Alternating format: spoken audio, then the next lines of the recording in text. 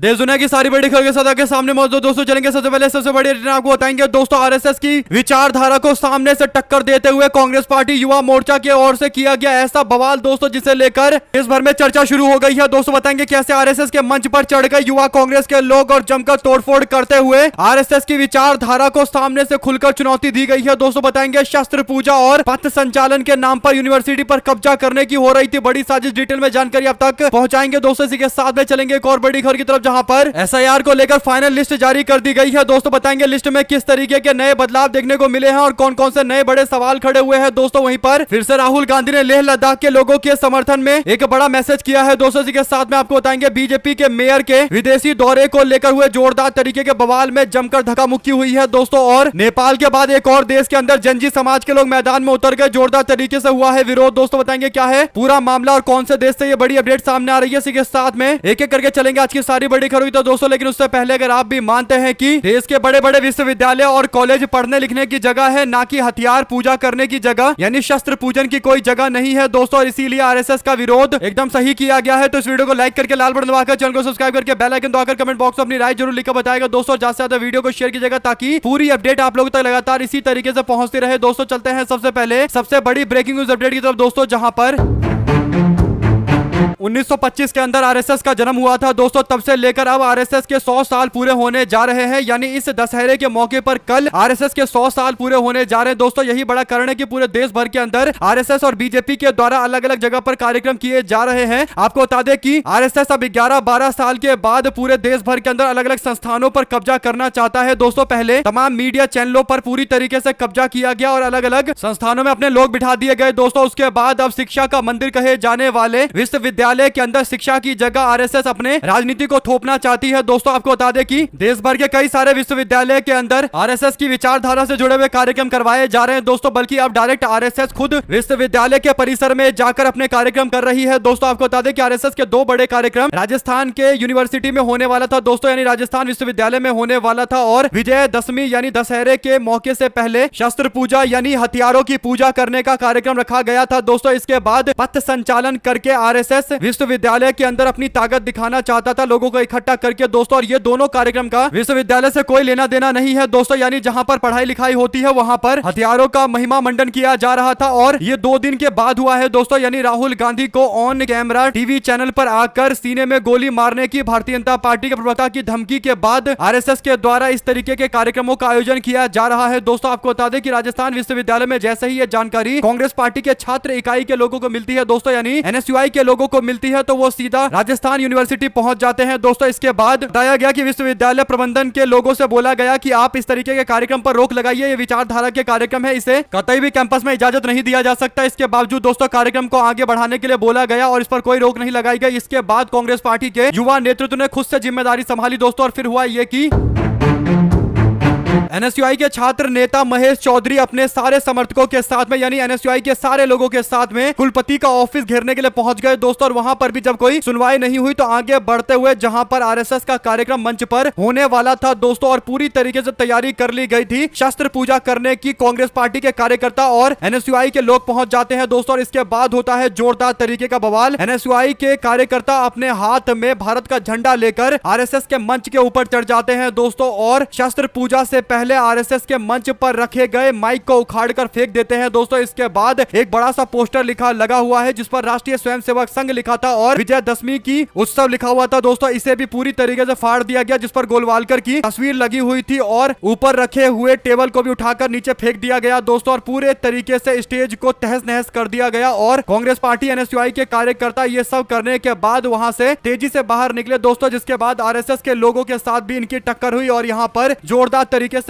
हाथापाई भी देखने को मिली दोस्तों। इसके बाद स्थिति को जैसे तैसे संभाला गया। कुल मिलाकर कांग्रेस पार्टी के कार्यकर्ताओं ने साफ तौर पर कहा कि हम आरएसएस की विचारधारा को इस तरीके से विश्वविद्यालय में लागू नहीं होने देंगे। ये विश्वविद्यालय बच्चों के पढ़ने की जगह है, हथियार का प्रदर्शन, उसका महिमा मंडन और पथ संचालन करके शक्ति प्रदर्शन करने की जगह नहीं है। यानी कांग्रेस पार्टी अपनी पुरानी विचारधारा के अंतर्गत पहले नरम दल की तरह व्यवहार कर रही थी दोस्तों एनएसयूआई, उसके बाद उनको अपने पूर्वजों का गरम दल वाला भी याद आ गया दोस्तों, यानी बाल गंगाधर तिलक के साथ साथ लाला लाजपत राय और बिपिन चंद्रपाल की याद आ गई और उसके बाद इस तरीके से तोड़फोड़ किया गया दोस्तों। और आरएसएस की विचारधारा को यूनिवर्सिटी में थोपने पर पूरी तरीके से आगे भी विरोध जारी रखा जाएगा, ये खुलकर बोला गया दोस्तों। आपको बता दें कि जब यह घटना हुई उसके बाद अलग अलग नेताओं की प्रतिक्रिया सामने आई दोस्तों। देश में वीडियो वायरल हो गया। सबसे पहले आरएसएस का बयान सामने आया दोस्तों। दरअसल आरएसएस बोला कि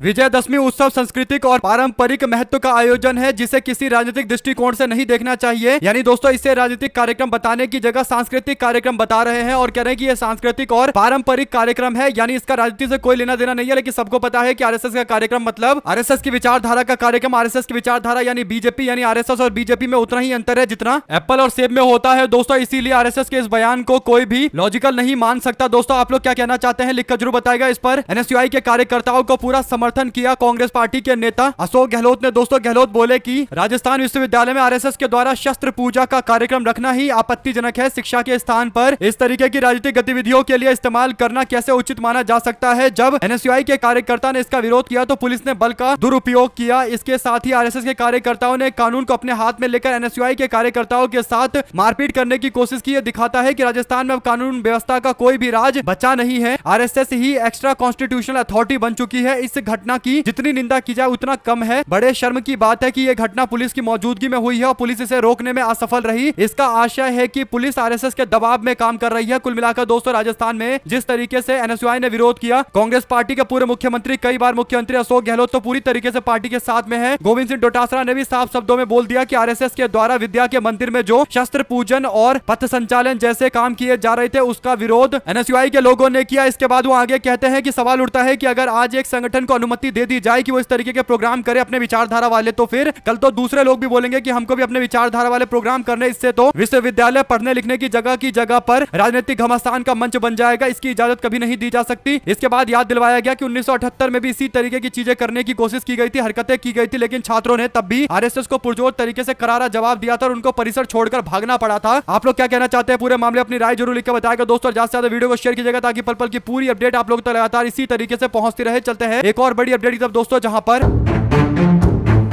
लोकसभा में नेता प्रतिपक्ष राहुल गांधी लद्दाख के लेह में हुई हिंसा में एक पूर्व सैनिक के मारे जाने का हवाला देते हुए उन्होंने आरोप लगाया कि प्रधानमंत्री नरेंद्र मोदी ने केंद्र शासित प्रदेश के लोगों के साथ धोखा किया है। उन्होंने कहा कि प्रधानमंत्री को हिंसा और डर की राजनीति को बंद करना चाहिए। इसके बाद उन्होंने एग्जाम्पल देते हुए बताया कि पिता फौज में था और बेटा भी फौज में था, जिनके खून में देशभक्ति बसी हुई थी। फिर बीजेपी की सरकार ने देश के वीर बेटे की गोली मारकर जान ले ली सिर्फ इसलिए क्योंकि वो लद्दाख और अपने अधिकार की बातें कर रहा था। इसके बाद राहुल गांधी ने कहा कि हमारी मांग है कि लद्दाख में हुई इन हत्याओं की निष्पक्ष न्यायिक जांच होनी चाहिए और दोषियों पर कड़ी से कड़ी सजा सुनिश्चित की जानी चाहिए। उन्होंने कहा कि मोदी जी आपने लद्दाख के लोगों को धोखा दिया है, वो अपना हक मांग रहे हैं, संवाद कीजिए, हिंसा और डर की राजनीति बंद कीजिए। यानी राहुल गांधी पुरजोर तरीके से लद्दाख के लोगों के मांग के साथ में खड़े हैं। दोस्तों दो शब्द आप इस मामले को लेकर लिखकर जरूर बताएगा। चलते हैं एक और बड़ी अपडेट की तरफ, जहां पर चुनाव आयोग ने बिहार में स्पेशल इंटेंसिव रिवीजन यानी SIR की फाइनल लिस्ट बीते दिन जारी कर दी है दोस्तों, जिसमें अब बिहार के अंदर 7,42,00,000 टोटल मतदाता होंगे। यानी फाइनल लिस्ट से लगभग 69,29,000 लोगों के नाम कम हो गए हैं दोस्तों। और जो नए लोग हैं 18 साल से ज्यादा वाले जिनका पहली बार नाम दर्ज किया जा रहा है, ऐसे 21 लाख लोग हैं। तो टोटल 7,42,00,000 मतदाता है। अब ये जो फाइनल लिस्ट आई है दोस्तों, इस पर कई सारे सवाल खड़े हो गए हैं। दो तो सीधे सीधे सवाल योगेंद्र यादव ने पूछे हैं दोस्तों। योगेंद्र यादव कहते हैं कि चुनाव आयोग ने कहा था कि उनको 1 सितंबर 2025 तक 16,93,000 फॉर्म 6 मिले हैं, यानी नए वोटर के नाम ऐड करने के लिए उनको टोटल आवेदन जो मिला है दोस्तों वो 16,93,000 के आसपास था। तो फिर अब जो नई लिस्ट जारी की गई है उसमें 21,53,000 मतदाता कैसे हो गए, कैसे ये 4,60,000 नए मतदाता जोड़े गए, इसका जवाब दिया जाना चाहिए। इसके बाद वो आगे कहते हैं कि 3,66,000 लोगों के नाम SIR के ड्राफ्ट से भी बाहर कर दिया गया, जिन्हें इन एलिजिबल बताया जा रहा था। इसके बाद योगेंद्र यादव ने कहा कि सवाल यह है कि आप जो कह रहे हैं कि वे लोग अयोग्य थे इसीलिए उनका नाम हटा दिया गया, तो सवाल यह है कि किस आधार पर आप उनको अयोग्य ठहरा रहे हैं कि आपने 3,66,000 लोगों के नाम अतिरिक्त काट दिए। इसका जवाब दीजिए, कौन से मामले को लेकर आपने ये फैसला लिया है? क्या वो लोग डॉक्यूमेंट नहीं दे पाए या फिर उन लोगों के नाम इसलिए हटाया गया क्योंकि उनके नाम को लेकर ऑब्जेक्शन किया गया था? दो बड़े सवाल है जिसका जवाब देना चाहिए चुनाव आयोग को। आप लोग की क्या राय है दोस्तों, लिखकर जरूर बताएगा। चलते हैं एक और बड़ी अपडेट की तरफ, जहां पर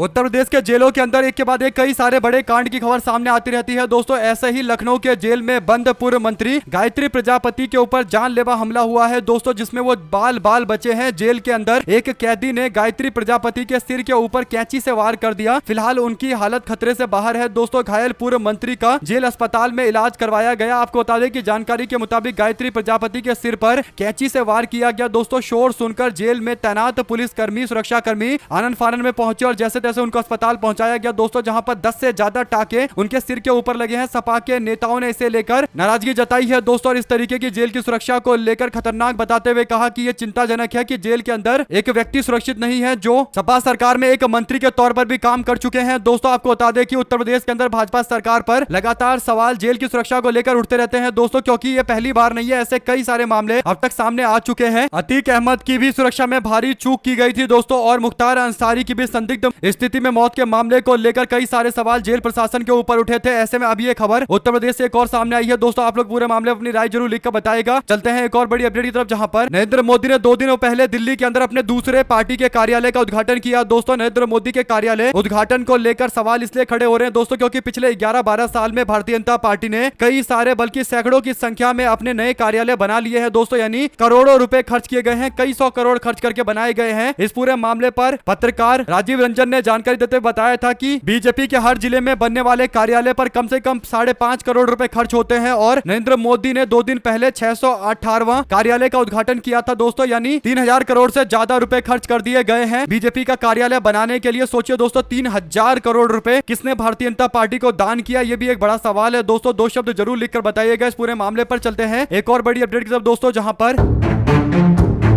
चंडीगढ़ के निगम हाउस की मीटिंग में जोरदार तरीके का बवाल हुआ दोस्तों। सीनियर डिप्टी मेयर समेत 4 पार्षद बाहर निकाले गए, धक्का मुक्की हुई और एजेंडे के पर्चे को फाड़ दिया गया चंडीगढ़ में, जहां पर कुछ दिनों पहले आपको याद होगा दोस्तों की वोट चोरी पकड़ी गई थी मेयर के चुनाव में। अब उसी नगर निगम के अंदर दोस्तों कांग्रेस पार्टी और आम आदमी पार्टी के पार्षदों ने बीजेपी की मेयर हरप्रीत कौर बबला के विदेशी दौरे को लेकर जोरदार निशाना साधा दोस्तों और विरोध किया, जिसके बाद निगम कर्मियों को सस्पेंड करने के खिलाफ आवाज उठाई गई। जब मेयर और बीजेपी के पार्षदों ने उन्हें हंगामा करने से रोकने की कोशिश की तो दोनों पक्षों में जोरदार तरीके की बहस हो गई और कांग्रेस पार्षद को शांत कराने के लिए मेयर बबला ने विदेश दौरे के दौरान मिला अवार्ड दिखाने की कोशिश की दोस्तों, लेकिन बवाल लगातार जारी रहा, जिसके बाद धक्का मुक्की करके कई सारे पार्षदों को बाहर निकाला गया। 2 शब्द जरूर लिखकर बताएगा इस पूरे मामले पर दोस्तों और ज्यादा से ज्यादा वीडियो को शेयर कीजिएगा। चलते हैं एक और बड़ी अपडेट की तरफ, जहां पर भारतीय जनता पार्टी के उत्तराखंड सरकार में एक पत्रकार गायब हो जाता है दोस्तों, यानी पत्रकार के लापता होने की खबर सामने आती है क्योंकि युवा पत्रकार राजीव प्रताप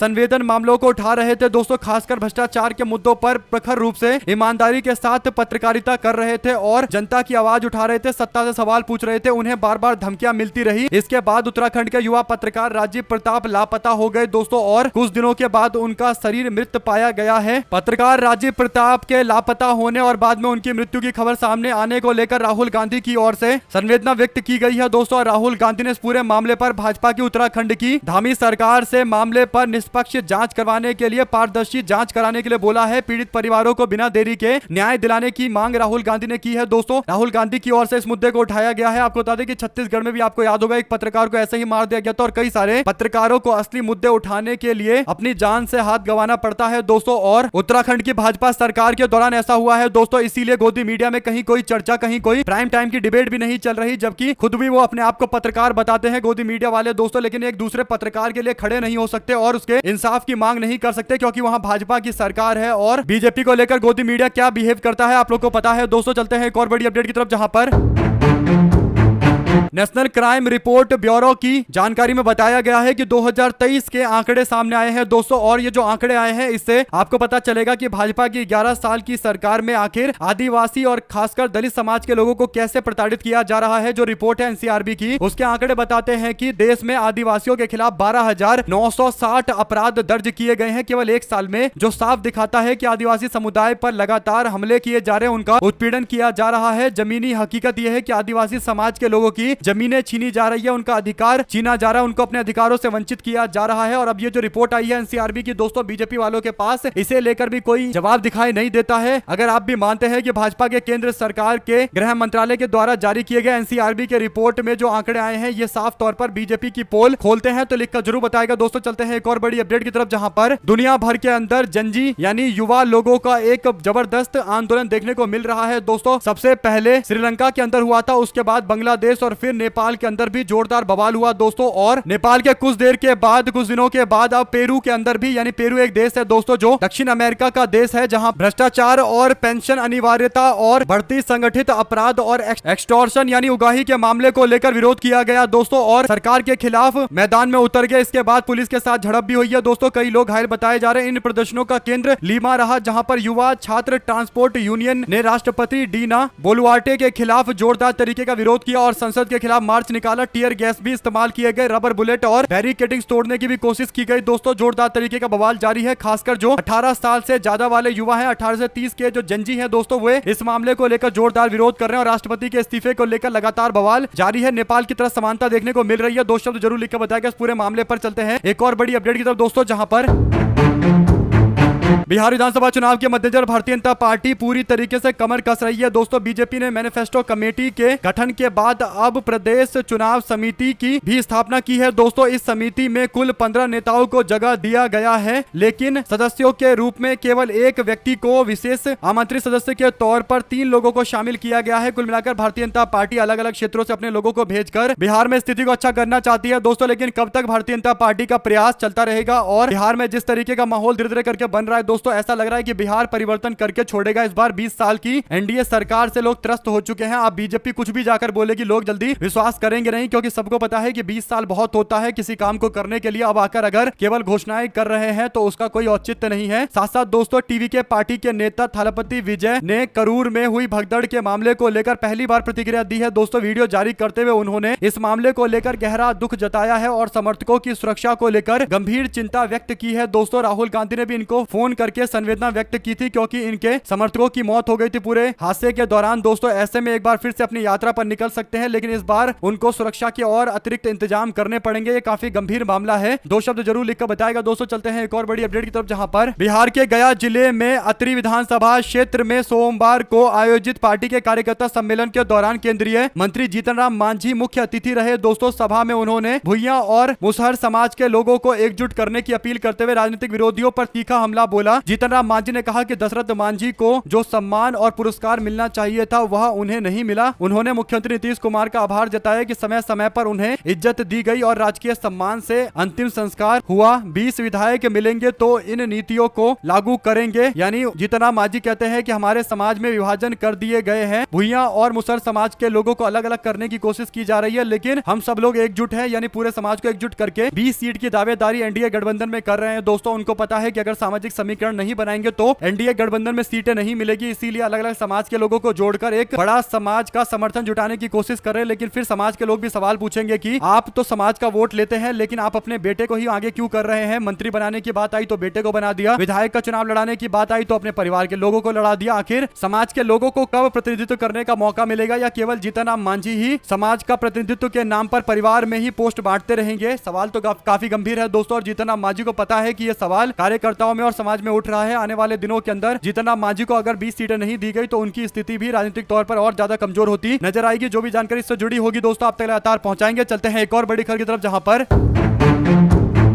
जमीयते उलेमाए हिंद के द्वारा उनके अध्यक्ष मौलाना महमूद असद मदनी ने मोहम्मद साहब के समर्थन में लगाए जाने वाले पोस्टर और नारों को लेकर उत्तर प्रदेश सरकार के द्वारा की गई कार्रवाई, खासकर पुलिस के द्वारा की गई कार्रवाई को घोर अन्याय और चिंताजनक बताया दोस्तों। उन्होंने इस कार्रवाइयों की ठोस शब्दों में निंदा की है। मौलाना मदनी ने कहा कि हम मुसलमान पैगंबर मोहम्मद साहब से प्रेम, आज्ञा का पालन और अनुसरण के परिणाम स्वरूप ही अल्लाह की खुशी हासिल करते हैं। अगर अल्लाह के प्रेम दृष्टि हमें प्राप्त होती है तो वह केवल पैगंबर मोहम्मद साहब के माध्यम से ही प्राप्त होती है। इसीलिए पैगंबर साहब के बिना हमारा सब कुछ अधूरा है। इसलिए मुसलमान इस संबंध में इस तरह के बलिदान देने से पीछे नहीं हटता। इसके बाद उन्होंने पूरे मामले को लेकर अपना पक्ष रखते हुए अपील की है सरकार से कि वो मौलाना तौकीर रजा को जल्द से जल्द जेल से रिहा करे। कुल मिलाकर दोस्तों अचानक से उनको गिरफ्तार किया गया था, जिसका जोरदार तरीके से विरोध अलग अलग संगठन के लोग कर रहे हैं। एकजुट होकर सबने सरकार से यह अपील की है। देखते हैं आगे क्या फैसला लिया जाता है। साथ साथ दोस्तों कांग्रेस पार्टी ने एक बार फिर से यूपी में अपनी पैठ मजबूत करने के प्रयास से कांग्रेस पार्टी संगठन सृजन कार्यक्रम के तहत उत्तर प्रदेश में अपने आप को मजबूत करने के लिए 14 बड़ी रैली करेगी। दोस्तों वाराणसी में कुर्मी समाज की रैली करेगी कांग्रेस पार्टी। इसके बाद मेरठ और मुजफ्फरनगर के अंदर जाट समाज के लोगों की रैली कांग्रेस करेगी। फिर अलीगढ़ में लोधी समाज की रैली होगी और फिर झांसी में दलित समाज के लोगों की रैली होगी। दोस्तों लखनऊ में सवर्ण समाज यानी प्रबुद्ध सम्मेलन का आयोजन किया जाएगा। इसके अलावा पटेल समुदाय और मुस्लिम समुदाय को साधने के लिए भी अलग अलग रैलियां होंगी। तो कुल मिलाकर कांग्रेस पार्टी 14 दिसंबर से 14 जनवरी के बीच में 14 बड़ी रैली करके अपना समर्थन हर समाज के लोगों में बढ़ाने जा रही है। दोस्तों पार्टी की ओर से कहा गया है कि वो अपनी पार्टी में हर व्यक्ति को, हर समाज के लोगों को प्रतिनिधित्व देना चाहते हैं और उसी मंशा से पार्टी के द्वारा अलग अलग समुदाय के लोगों की बैठक और रैलियां की जा रही है ताकि उनके दुख दर्द को समझा जाए और कांग्रेस पार्टी उनके सारे मुद्दों को अपने साथ में जोड़े। और आने वाले दिनों के अंदर जब चर्चा हो चुनाव को लेकर या किसी भी तरीके से दोस्तों, तो लोगों के जो असली मुद्दे हैं, अलग अलग समाज के जो मुद्दे हैं, उनको आगे करके कांग्रेस पार्टी समाज के लोगों को बताए कि उनके लिए कांग्रेस पार्टी के पास क्या एजेंडा है और सरकार बनने के बाद अलग अलग समुदाय के लोगों के लिए अलग अलग तरीके के कौन कौन से ऐसे काम किए जाएंगे जिससे हर समाज को लगेगा कि उनका प्रतिनिधित्व भी समाज के अंदर, सरकार के अंदर है। और ये जरूरी है कि सभी सरकार का हिस्सा बने, सबके लिए सरकार काम करे। किसी एक जाति विशेष के लिए जो सरकारें काम करती है दोस्तों वो ज्यादा दिन टिकती नहीं है और इसीलिए कांग्रेस पार्टी सभी को साथ में रखना चाहती है। 2 शब्द जरूर लिखकर बताएगा इस पूरे मामले पर और ज्यादा से ज्यादा वीडियो को शेयर कीजिएगा। दोस्तों चलते हैं एक और बड़ी अपडेट की तरफ जहां पर लगातार हमारे साथ बने रहे दोस्तों। इसलिए आप सभी दोस्तों, भाइयों, बहनों, मित्रों का बहुत बहुत धन्यवाद। आप लोग देख रहे थे आपका अपना चैनल जय हिंद जय भारत। ज्यादा से ज्यादा वीडियो को शेयर कीजिएगा तभी सभी लोगों तक, ताकि सभी लोगों तक अपडेट पहुंचते रहे। दोस्तों देख रहे थे आपका अपना चैनल जय हिंद जय भारत। बहुत बहुत धन्यवाद।